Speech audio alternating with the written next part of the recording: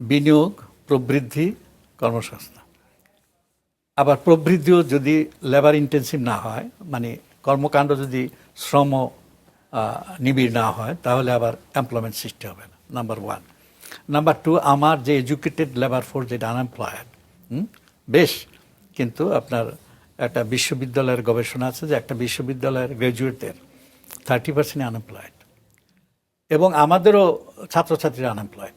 এটা কারণ হলো শিক্ষা এবং বাস্তব যে তার মধ্যে কোনো যোগাযোগ নাই। এবং এই যে একটা টেকনিক্যাল ভোকেশনাল ট্রেনিংয়ের কথা আছে কিন্তু বাজেটে, দিস ইজ ভেরি ইম্পর্ট্যান্ট।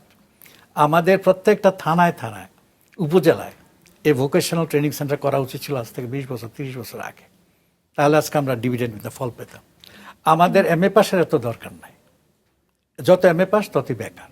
তার চাইতে টেকনিক্যাল হ্যান্ডস আমাদের তৈরি করবে। সুতরাং আমাদের শিক্ষা ব্যবস্থার সাথে এটা সম্পর্কিত, আমাদের গুড গভর্নেন্সের সাথে এটা সম্পর্কিত, প্রোডাকশন, ইঞ্জিনিয়ারিং সব কিছুর সাথে কর্মসংস্থানটা কিন্তু জড়িত। সুতরাং আমি আশা করি কর্মসংস্থান বাড়বে, যদিও যে 6.5% হারে যদি প্রবৃদ্ধি বাড়বে। এবং আমি আশা করি যে আমাদের শিক্ষা খাতের যে অ্যানোমেলিসগুলো আছে সেগুলো দূর করলে অবশ্যই কর্মসংস্থান সৃষ্টি হবে।